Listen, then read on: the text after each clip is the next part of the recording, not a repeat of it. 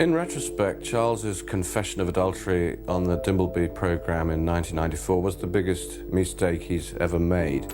Camilla's ex-husband allegedly walked into Buckingham Palace, sat down with Princess Anne, and told her that the Queen Consort had been secretly running a financial empire behind the royal family's back for 2 years.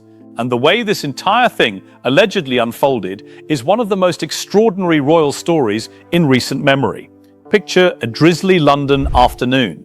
Andrew Parker Bowles reportedly arrives at the palace with no appointment, no warning, just a letter requesting an urgent meeting. Princess Anne, known for being direct and unsentimental, receives him in a private room. She sits upright, fixes him with her famously unreadable expression, and waits. According to reports, Andrew doesn't hesitate. He tells her that Camilla allegedly built a network of companies using royal connections to funnel money through layers of intermediaries, and that he has evidence. But here's where it immediately gets complicated. Andrew isn't coming forward out of principle. He openly admits his finances have collapsed. His real estate and investment portfolio is reportedly in ruins, and he's drowning in debt.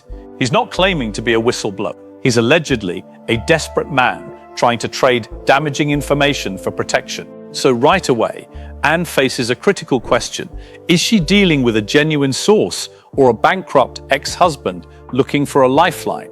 That question allegedly hangs over everything that follows. Anne reportedly promises him nothing. She tells him she'll investigate thoroughly and will only act when she has clear, verifiable evidence. Andrew leaves looking defeated. Anne stays in that room alone, staring at the notes she's just written. That same evening, according to reports, she locks herself in her private office, switches off her phone, and begins going through financial documents she'd previously only reviewed at a surface level. What she allegedly finds stops her cold. At first glance, everything appears routine: charitable funds, event costs, community project allocations, the standard categories of royal expenditure. But buried deeper in the records, she reportedly begins noticing large sums flowing through intermediary companies that don't appear on any official partner list. Names like Horizon Partners and Royal Legacy Holdings, entities with no transparent records of operations, no connection to known suppliers, seemingly existing for the sole purpose of receiving money and passing it along. According to the investigation, Anne allegedly finds a £2 million allocation for an education initiative that passed through 3 separate layers of intermediary companies in a single month. 3 layers in 1 month. That reportedly is not administrative error. That is allegedly deliberate structuring. She immediately requests every financial report from the past 2 years linked to funds Camilla oversees, and makes clear to her assistant that no one else is to know. When those documents arrive, a pattern allegedly emerges that is difficult to explain away. Money flows out rapidly through intermediaries. A smaller portion returns, always the same rhythm. Anne reportedly isn't a forensic accountant, but she's managed royal finances for decades. And according to sources, she recognizes immediately that this isn't sloppy bookkeeping. This is calculated. She assembles a discreet 3-person team, a retired financial expert with palace experience, a trusted royal lawyer, and a loyal personal assistant. She allegedly looks each of them in the eye and instructs them to open a completely secret investigation. No communication to outside parties, no disclosure to other family members. Trace the money, verify the companies, and determine Camilla's true role. The investigation reportedly begins that very night. To understand why Camilla would allegedly build something like this, you have to go back to when she first entered the center of royal life. According to sources close to the family, she was acutely aware that her position was fragile. Public opinion had been punishing. There were reportedly suspicious eyes watching her from inside the institution itself, and she had witnessed enough royal upheaval to understand that security was never guaranteed. That anxiety allegedly became the foundation of everything. She reportedly began establishing a separate network of companies, not registered in her own name, but operated through former bodyguards who were completely loyal to her and rarely visible to the public eye. According to reports, these companies were structured as private enterprises dealing in investment, real estate, and strategic consulting. On paper, legitimate. In practice, allegedly functioning as channels for accumulating personal wealth through contracts, sponsorships, and connections tied to royal proximity. According to sources, Camilla allegedly told her most trusted bodyguard that she couldn't leave her future to chance, that they had to prepare before everything fell apart. That reportedly isn't a side investment, that is allegedly an insurance policy built against her own family. The story of how this allegedly came to light reportedly begins with a secretary named Richard who worked for both Andrew and Camilla over the years. According to reports, he accidentally discovered the arrangement while sorting documents late one night, confidential files detailing company ownership transfers and unusual financial flows. He allegedly stayed silent out of fear of Camilla's influence, but secrets of this scale, reportedly, don't stay buried. During a routine private meeting with Andrew to discuss old financial matters, Richard allegedly let slip a small detail, a reference to companies protecting what he called the Queen's interests. Andrew, according to reports, immediately pressed for more. With his existing suspicions and business experience, he allegedly pieced together the full scale of what Camilla had constructed. He reportedly confronted her directly. According to accounts of that meeting, Andrew looked her in the eye and asked what she had been doing, building an entire financial empire behind everyone's backs. Camilla allegedly didn't flinch. She told him he had no right to interfere, that this was how she protected herself after everything the royal family had put her through, and that if he chose to speak out, he would pay the highest price. Andrew reportedly attempted to leverage what he knew, demanding financial support from Camilla in exchange for his silence. He allegedly threatened to bring everything into the open if she didn't help him cover his collapsing debts. According to reports, Camilla smiled and told him to go ahead. She allegedly asked who would believe a bankrupt ex-husband over a queen consort. Andrew left that meeting reportedly seething and went directly to Princess Anne. Back to the present investigation. Anne's team allegedly begins uncovering a consistent thread running through the intermediary companies. Their registered owners or representatives are, according to reports, Camilla's former bodyguards, men who served her for years, who were rarely seen in public, and who were reportedly completely devoted to her. Money from royal funds allegedly flows through them systematically. Project grants, event fees, charitable donations, all dispersed through multiple layers before a portion reportedly disappears into private accounts. Anne allegedly looks at the report and says they weren't just hiding money, they were building an entire system. But the investigation hits a significant obstacle. Documents are cleverly obscured. Several companies are reportedly registered overseas with anonymous ownership. Accounting records have allegedly been deleted or altered. According to the team's financial expert, the trail is covered with considerable skill. Everything appears legal on paper, but the pattern is unmistakable. Anne reportedly refuses to let the investigation stall. She dispatches a trusted former royal security officer to make direct contact with one of Camilla's key bodyguards. A man identified only as Edward, allegedly the most central figure in the network. The meeting is arranged discreetly, under the guise of a routine business discussion. According to reports, Edward meets the operative at a private office in suburban London. The operative keeps things casual, suggesting a potential joint investment opportunity and hinting at royal connections that could benefit both sides. Edward is reportedly cautious but engaged, skillfully deflecting any questions about the intermediary companies, offering nothing incriminating. The meeting ends without any apparent breakthrough. The operative leaves looking disappointed, but before stepping out, he reportedly plants a small voice-activated recording device underneath the meeting table. Anne allegedly listens to a test recording and is satisfied. Edward gave nothing away in that first meeting, but the device is now in place, and Anne reportedly understands something fundamental about this kind of situation. You don't catch someone like Camilla by asking direct questions and hoping for honest answers. You create a space where they feel safe, and then you wait. The device under the table isn't just a piece of technology, it's patience made physical. Here's where everything reportedly changes.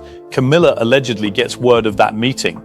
According to reports, she's at Clarence's house holding her morning tea when a trusted assistant whispers the news. Her face reportedly goes pale, but according to sources, fear is quickly replaced by determination. She allegedly knows Anne has found out. She knows her sister-in-law is methodical and unyielding. If the investigation continues, everything she built could be exposed. According to reports, Camilla immediately summons Edward. In a private room, she allegedly issues sharp and specific orders: erase all records that could link back to her, transfer ownership of the companies, alter dates, destroy anything unnecessary. But she allegedly doesn't stop there.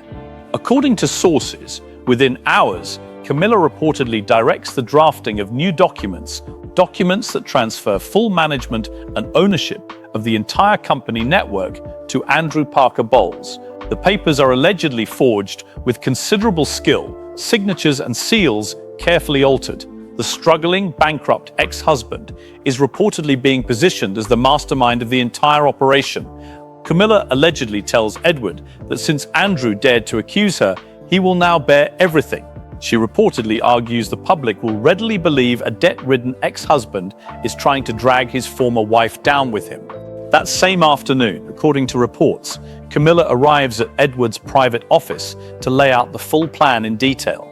She allegedly outlines how to redirect legal responsibility, how to use offshore accounts to conceal the origins of funds, and how to fabricate emails, making it appear Andrew directed the entire operation from the beginning. She allegedly instructs Edward to record the final transfer from the charity fund as support for Andrew's personal project, and to prepare a defense narrative. If questioned, the official position will be that this was Andrew's initiative from years ago, and that Camilla had no knowledge of it. According to sources, that meeting runs for over an hour. Camilla allegedly demonstrates the composure and precision of someone who has survived schemes before and knows exactly how to build one.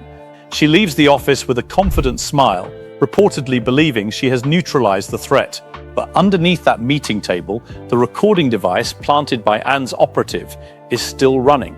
According to reports, it captures every word: the order to erase records, the order to forge documents, the plan to frame Andrew, the fabricated emails, the offshore accounts, all of it allegedly recorded in full, clearly and without omission. That very night, Princess Anne sits alone in her private office. She connects the device to her computer and presses play.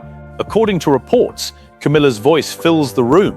Every instruction, every order, every calculated step laid out in damning detail. Anne reportedly whispers that Camilla isn't just greedy, she's willing to betray her own family. Without hesitation, she allegedly contacts King Charles in the middle of the night, requesting an urgent meeting. Charles, though exhausted, reportedly agrees the moment he hears the gravity in his sister's voice. The confrontation allegedly takes place in a small private room at Buckingham Palace. 3 people present: Charles, Anne, and Camilla. Camilla reportedly enters with her customary composure, though Anne allegedly notices a heightened alertness behind her eyes. Charles sits in the center, his face reportedly showing visible strain. Anne wastes no words. She plays the recording.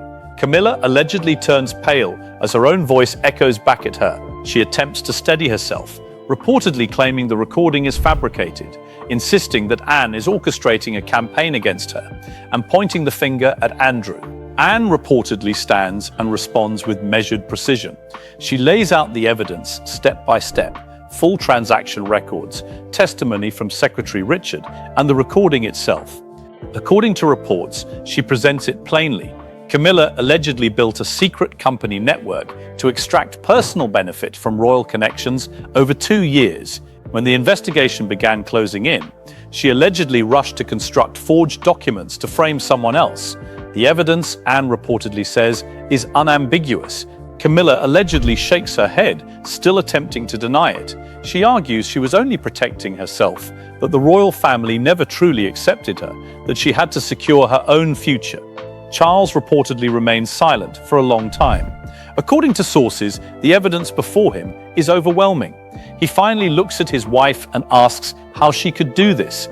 He tells her he trusted her. Camilla allegedly continues trying to explain, but according to reports, her answers only create further contradictions. She cannot account for why money flowed through companies linked exclusively to her bodyguards. She cannot credibly dispute what the recording captures. Charles reportedly speaks with finality. He says, "Enough."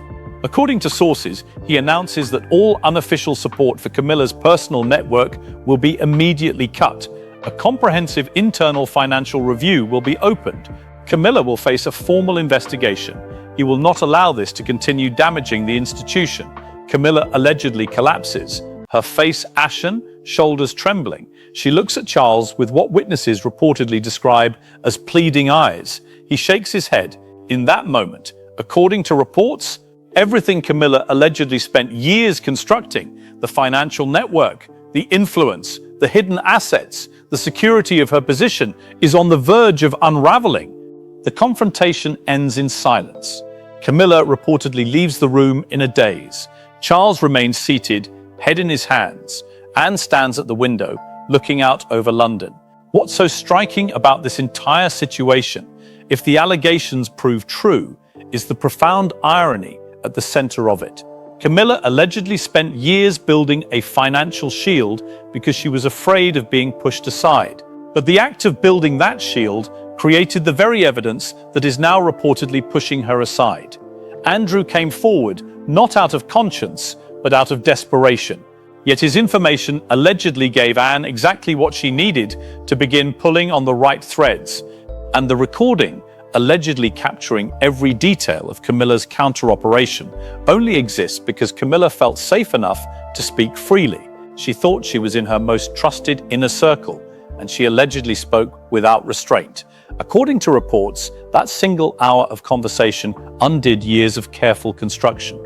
Every move she allegedly made to protect herself reportedly made the case against her stronger. The forged documents she ordered, intended to frame Andrew, now allegedly serve as proof of her intent to deceive. The erased records now reportedly indicate consciousness of guilt. She had options. She could have done nothing and let the investigation stall. She could have gone to Charles privately. Instead, she allegedly chose the path that created the most damning evidence possible.